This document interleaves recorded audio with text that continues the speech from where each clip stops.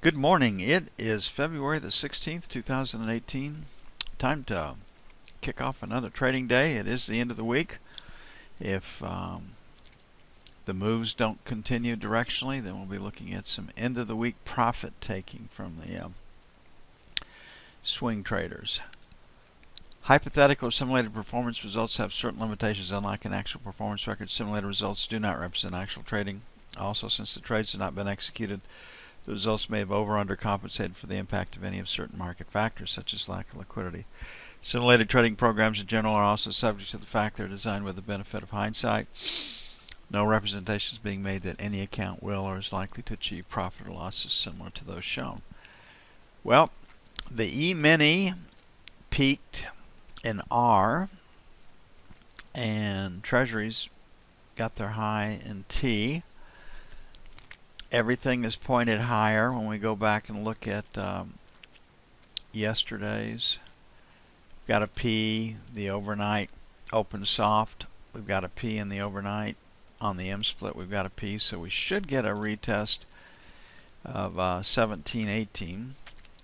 So I'm going to put the first sell at 16 to 20, but would like to get it done at 19 or better, and the second at 23.27. On the buy side, would like to do 5s to 9s.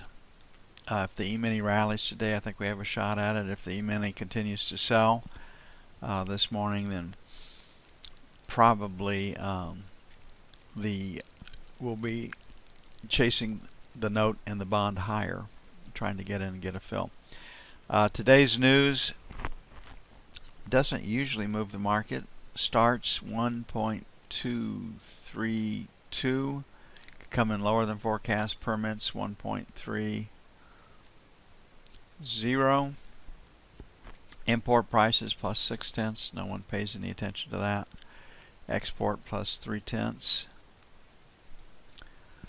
Consumer sentiment 95.5, could come in lower than forecast.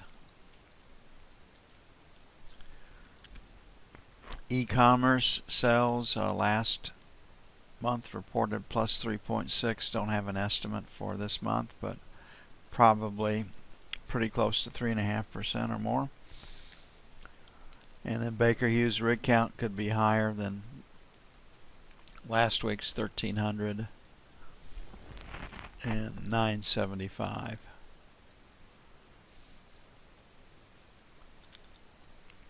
All tied to the cost of oil. Cost of oil moving up, rig count goes up. So the focus will be starts and consumer sentiment, and I don't know how e-commerce plays. So we'll see what happens this morning. I think it's really the two contracts separated last night. They did both trade higher than they both traded. The E-mini has come off a little bit, so I think we're going to have the inverse relationship present in today's market, what we usually trade off of. If the E-mini continues to sell, 13s or better on the buy side. The E-mini rallies, and I think it can at least get stops above 50. Then I think we'll find sellers against 20.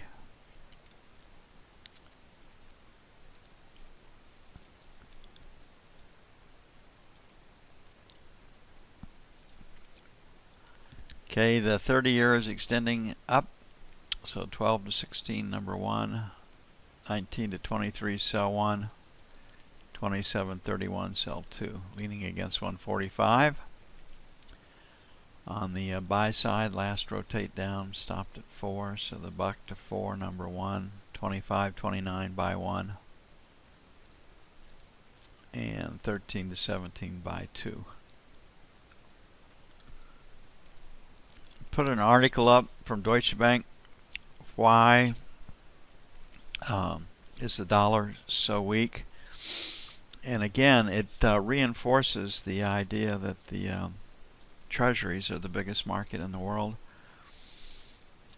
and they said the dollar is weak because interest rates are going higher, and normally interest rates going higher, people would be buying the dollar as you get more money on it. But people think the interest rates are going much higher, and they're reluctant to buy bonds or notes in a down market. And it's the same thing that we face.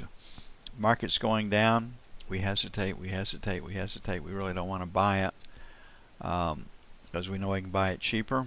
We're pretty sure that we can. So again, it's kind of a dog chasing its tail. You get this circuitous reasoning as plausible explanations for what's going on. What is going on is that the dollar is selling and people are looking for reasons for such.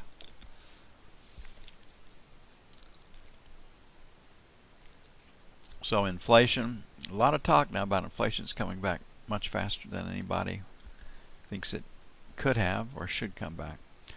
Okay, gold, we had 64, 66 was our second sell last night, leaning against contract highs right here. Just touched 64, I believe. This is on 50-cent increments. I haven't checked it. So resistance at basically 1365 is held. So we'll make 63, 65, sell 1. Sell 2, 69 to 71.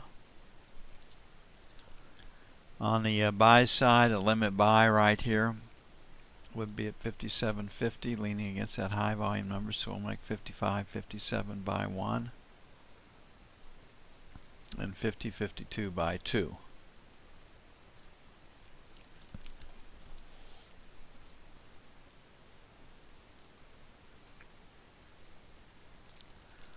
We do live in interesting times, and the chaos, a lot of it is self-inflicted. A lot of it is done to generate up news stories or to keep you. It's just really how self-destructive so much of what is promoted these days are. Fortunately, we're not directly impacted by it, just indirectly through higher taxes and higher costs all the way around. Okay, the euro. Excuse me, I thought I had the euro back up, but I don't. It's gold. Come on, euro. There we go. Okay, we got up to our 75 level late last night in the Asian session, and it started to sell off, and you can see that the selling accelerates after London opens, and so we're right back down here. So 24.75 buy 1, buy 2, 24.50. Last rotate up was looks like 10, so 10 to 20, sell 1. Pick up this area up over here, 40 to 50, sell 2.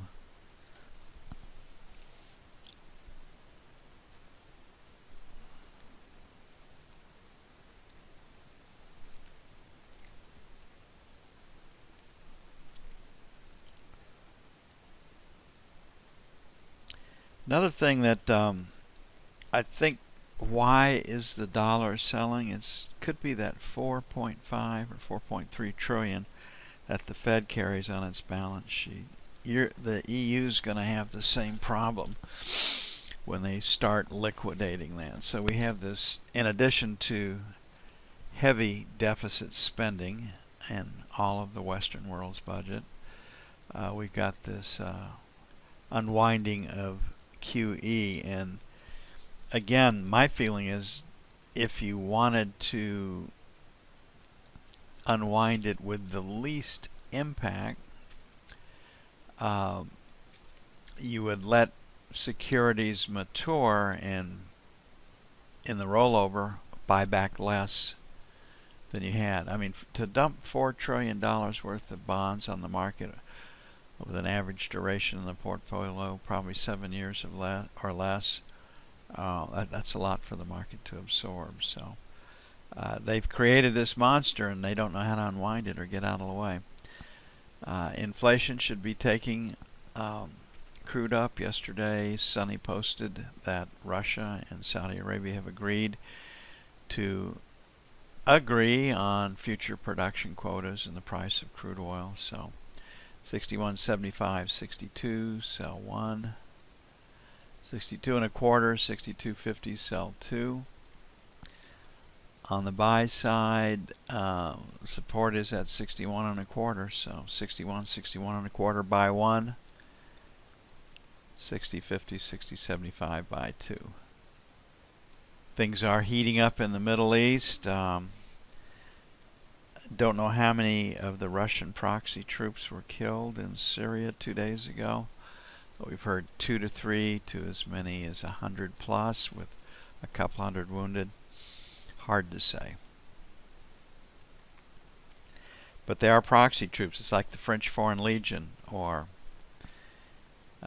private contractors for the U.S. market. Well, yeah, it's a shame, but they died happy. They were doing what they wanted to do. Don't have to worry about them, folks. They knew what they were getting into before they got into it, etc. So we will see. Tensions are heating up in the Middle East. Turkey is invading Syria. Iran is provoking Israel. Israel is striking back. So you have to kind of trade with one eye on the Middle East when you're trading crude oil, treasuries, and gold. Okay, the Emini. Yesterday afternoon, second day in a row, we thought that we would get a nice rally after 2 Central. The rally actually right at 2 Central did make the first high, and then it went up, and then the M&N and P&Q period spiked.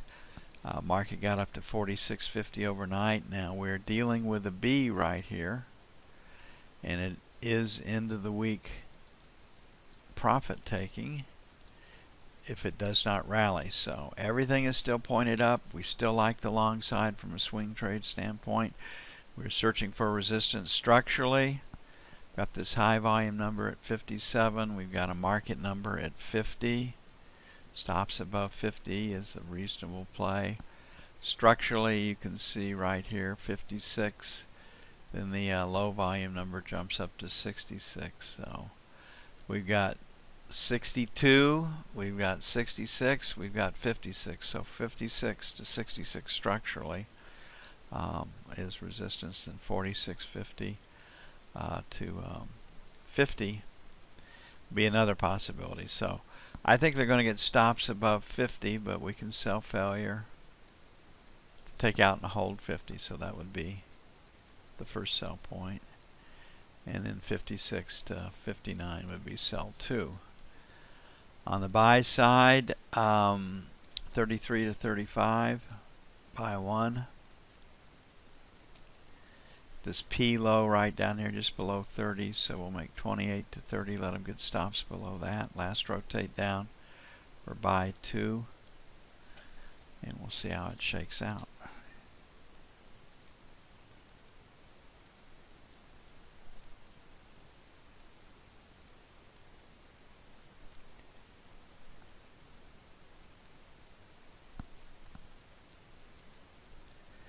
Okay, take a bit to get everything up, posted around, get busy on that. Back with you as soon as possible.